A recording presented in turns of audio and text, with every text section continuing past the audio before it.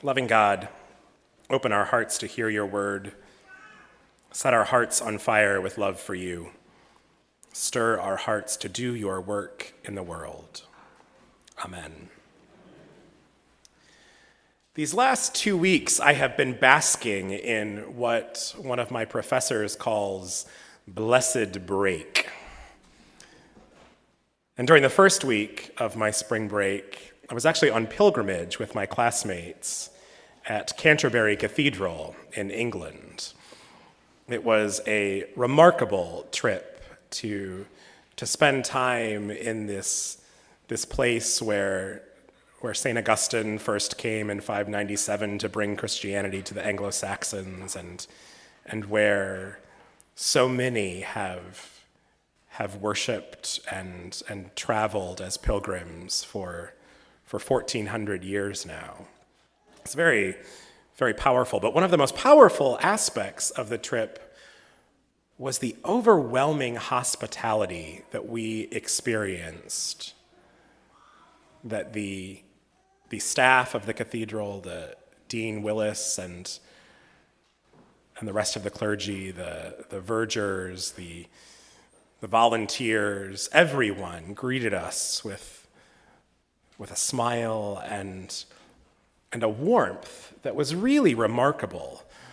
It's especially remarkable when you think about just how many people visit this place in a year. It's thousands and thousands who come through the doors of this historic cathedral to stand in the place where Thomas Becket was martyred, and to kneel and pray before Augustine's throne, where the Archbishop of Canterbury is traditionally seated. So many people travel to this place, and yet they welcomed us as if we were the first that had come through in a long time, that joy and that openness. It was really, really quite remarkable. And one day when we were spending time with Dean Willis, one of my classmates asked him about that sense of hospitality and how they worked to cultivate it. And he said that, in fact, it really was pretty easy for them, because that hospitality was rooted in their mission statement. Now, you might be forgiven for thinking that in a place that large and historic and complex, there are lots of moving parts. You could be forgiven for thinking that their mission statement might be long and complex. But it's not. They draw their mission statement actually from the gospel passage that we heard today, and it's only 4 words long: to show people Jesus. To show people Jesus. They take their cue from the Greek travelers who come to Philip and to Andrew and say, "We want to see this Jesus that we've heard so much about." And the people of Canterbury Cathedral understand that as what they are called to do, what we are all called to do: to show people Jesus. Really, that's at the core of what it means to live a Christian life. To live a life that is marked by Jesus and marked by the transformation that Jesus offers each of us on the cross. But it's not easy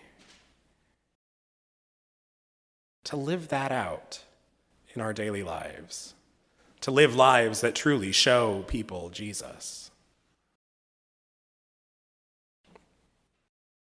One of the most important ways that we can start doing that is also one of the most difficult. And that is to learn to talk more readily about Jesus. To learn to share the story of who Jesus is, and more importantly, who Jesus is in each of our lives. How have you been touched, been transformed by your faith in our God that reveals himself to us in the person of Jesus? Telling stories is one of the most common transactions that we have in our lives. We ask each other, how your day was.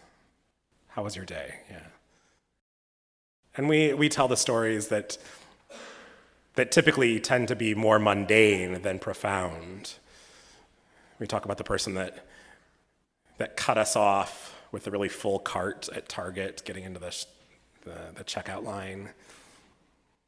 We talk about that deadline that our boss moved up and that caused us frustration that just ate at us all day long. We talk about what we had for lunch. But it's less frequent that we talk about the encounter that we had with a coworker that really made us pause and step back and say, oh, is that how I came across? Is that who they perceive me to be? Those encounters that maybe make us feel a little ashamed, or even those encounters that make us really feel proud. We don't know how to tell those stories as easily. A friend of mine, for several years now, has taught a class in the women's prison in Memphis. Elaine gathers together twice a week with 12 women in a circle, and they learn to tell their stories. They share their joys and their sorrows, the ways in which they have been hurt by people, by the world. They learn to speak honestly about the choices they made that led to their incarceration. And as they tell their stories, they grow, both as individuals and they grow together as a community. And reflecting on her work, Elaine says, I think most people go into jails to save souls. I just want to listen. It's amazing. As more stories are shared, people risk more and connect more. There's a lot of laughing and crying that happens in that circle. Elaine is changing lives and building community through stories told and stories heard. The women come away from this experience profoundly changed.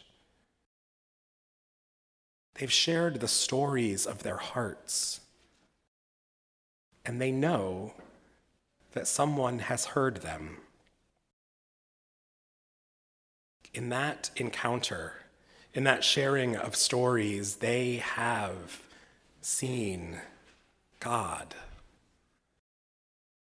They have shown each other Jesus.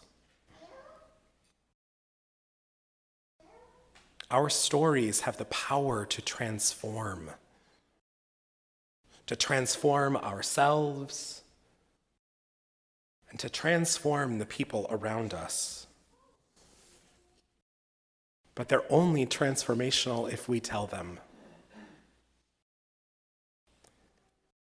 Sharing the stories of our heart isn't easy. It requires that we make ourselves vulnerable to one another, to trust each other with those most cherished pieces of ourselves, because we encounter Jesus in our greatest joys and in our greatest sorrows. So I'm not saying that we should walk out of here and begin just sharing profoundly, willy-nilly with everyone that we meet. No.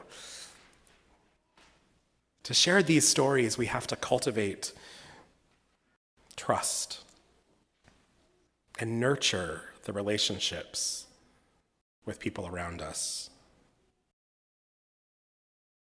But once we start showing each other Jesus, we are truly beginning to fulfill God's deepest desire for each of us. That we might see Jesus.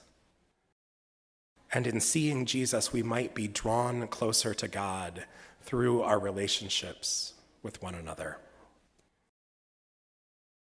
And isn't that why we're all here in the first place? To hear God's story so that we might grow closer to God. To tell our own story and feel that we have been deeply heard. And to hear the story of those around us.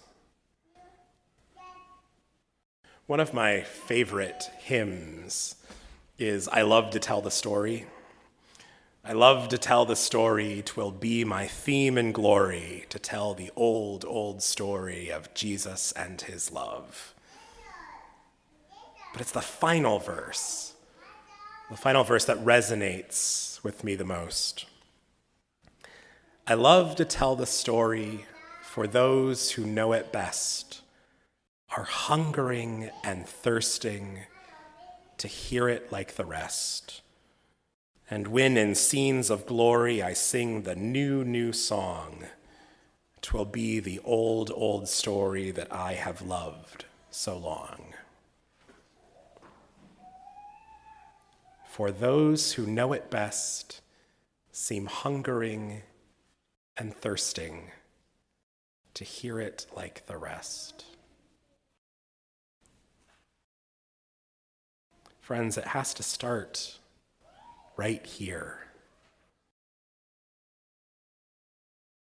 We have to learn to tell each other the stories of our encounters with God so that we can begin to walk out those doors and tell those stories with the people that we encounter every day.